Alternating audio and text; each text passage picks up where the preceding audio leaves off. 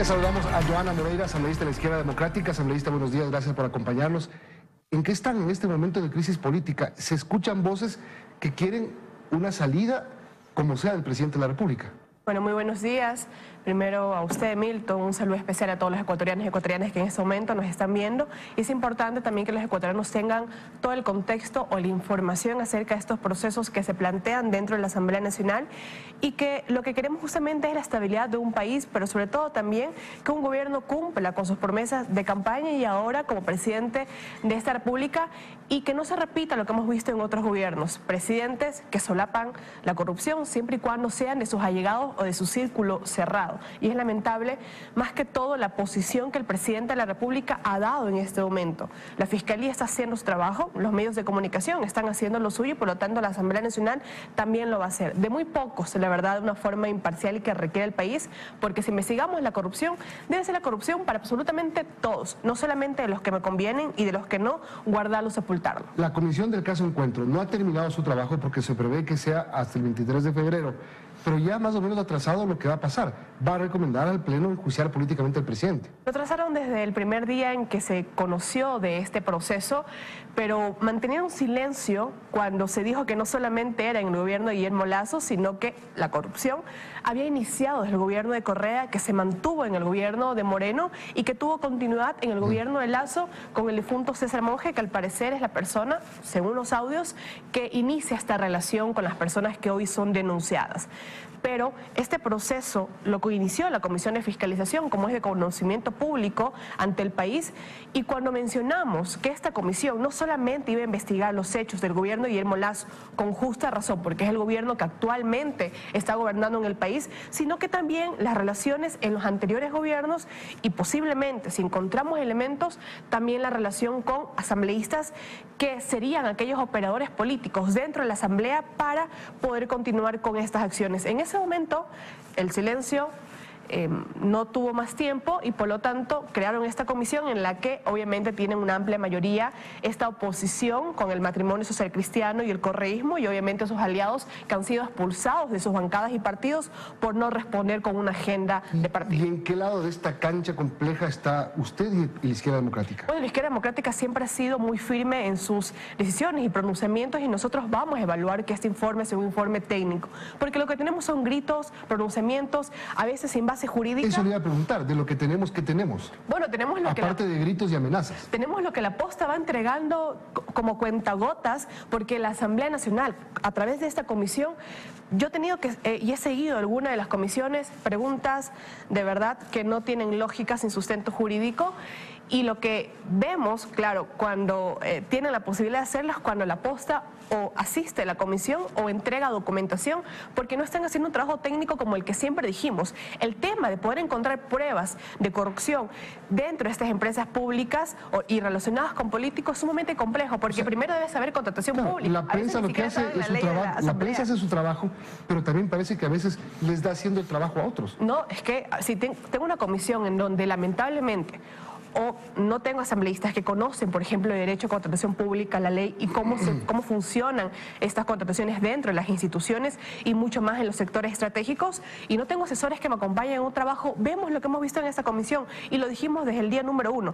Debemos propender que siempre, ya nos conocemos 2 años y que los asambleístas que por lo menos hemos visto que han tenido un trabajo loable dentro del Parlamento sean quienes puedan dirigir esos procesos tan complejos, pero se hace con una mayoría, se hace con quienes responden con su voto a intereses que son alejados y que en este momento, la verdad, no sé qué papel jugaría el Partido Social Cristiano, pero hemos visto que esta agenda es totalmente el correísmo y el Partido Social Cristiano lo único que estaría haciendo en este momento y jugando su papel es el de poner los votos, que es lamentable porque necesitamos debate. ¿Poner los votos a qué? Porque ¿cómo le suena a usted un juicio político al presidente de la República? Bueno, el proceso de juicio político no es tan fácil como los asambleístas han querido mencionarlo, que no solamente juega un papel importantísimo, también la Corte Constitucional, porque se necesita un dictamen previo, también va a jugar un papel importante el Consejo de Administración, porque el Consejo podría calificar o no, o archivar también esta solicitud de juicio político, y también lo juega la Comisión de Fiscalización. O sea, ahí no es que pongo los votos y estoy listo.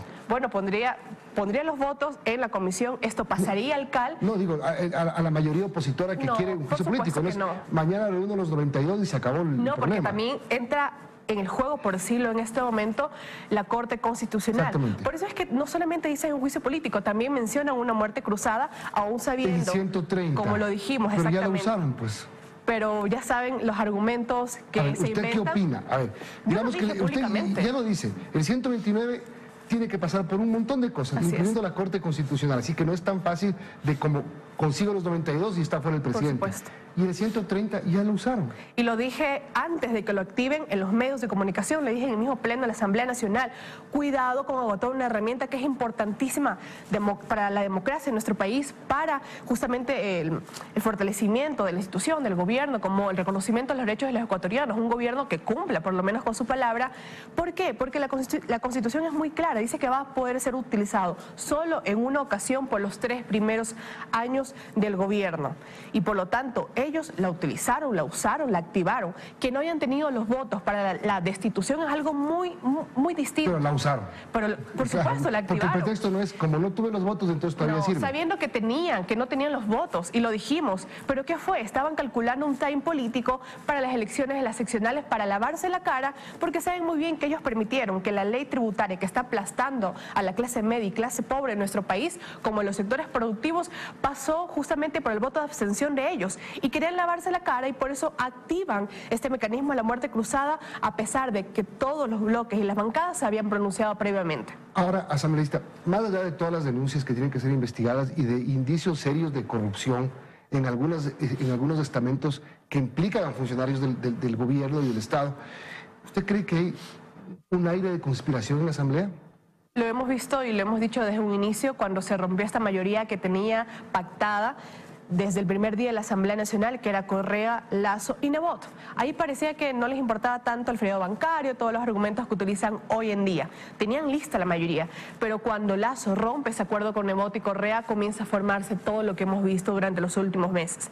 Porque saben muy bien que, a pesar de que las seccionales siguen teniendo un voto duro, ese voto no ha aumentado y tienen la necesidad de volver al poder, volver al gobierno, para poder continuar con los hechos que lamentablemente han sido denunciados durante tanto tiempo. Lo que necesitamos es que todos podamos trabajar hacia un mismo lado, y lo hemos dicho públicamente.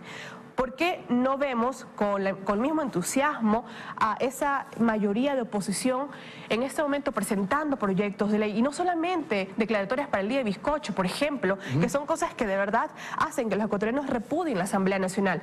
Necesitamos que de la misma forma haber pronunciamientos a favor de los derechos de las grandes mayorías en nuestro país. Y bueno, al final del día estos procesos van a continuar. Han hecho una mayoría que por lo menos es sólida hacia el presidente Virgilio Saquicela y el reparto de todo lo que se ha dado en la Asamblea Nacional. Pero esperemos que hoy veamos una mayoría que de verdad sea constructiva y propositiva, que de verdad le dé al país las herramientas necesarias para salir adelante y continuar con una vida de progreso y desarrollo que todos los ecuatorianos anhelamos, y que este gobierno no repita las mismas prácticas los gobiernos anteriores. El presidente Lasso pierde la consulta popular y el día siguiente sale y ofrece un gran acuerdo y convoca a varios sectores, y muchos sectores de entrada le dijeron que no. ¿Qué van a hacer ustedes? Es que es claro.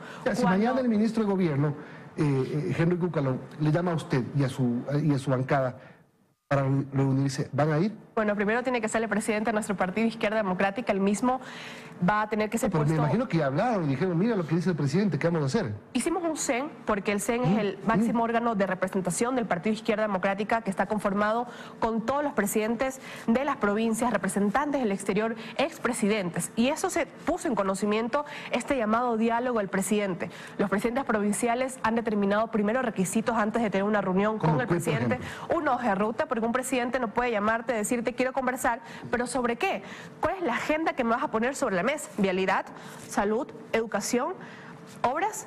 Ni siquiera lo pone sobre la mesa. Y aparte me parece muy equivocado que llame a una reunión a las 4 de la tarde y a las 5 está sacando o aceptando la renuncia, entre comillas, de la mayoría de sus funcionarios, que por lo menos son ellos quienes deben trazar una hoja de ruta de trabajo con los movimientos. No está perdido todo. Yo creo que no, pero primero, para mí, si fuera gobierno, si me permitiera el presidente Guillermo Lasso darle un consejo, primero llame a las organizaciones sociales, a los movimientos, a los colectivos, aquellos a quienes ustedes les prometió en campaña y no les ha cumplido. Reconcíliese primero con la mayoría del pueblo ecuatoriano que está cansado de este gobierno como de los anteriores y que usted no ha hecho una gran diferencia. ¿Por qué llamar a los movimientos representados en la Asamblea Nacional si sabemos claramente lo que quieren? Impunidad, reparto de las instituciones, y eso va a ser lo que van a poner sobre la mesa, pero que primero se reconcilie con el pueblo ecuatoriano, y claro que la izquierda democrática para construir siempre va a estar ahí, pero con las reglas clarísimas del juego y que estas sean siempre en favor de la mayoría de los ecuatorianos. Muy bien, muchas gracias. Asambleísta Joana Moreira, asambleísta de la izquierda democrática por la provincia del Oro.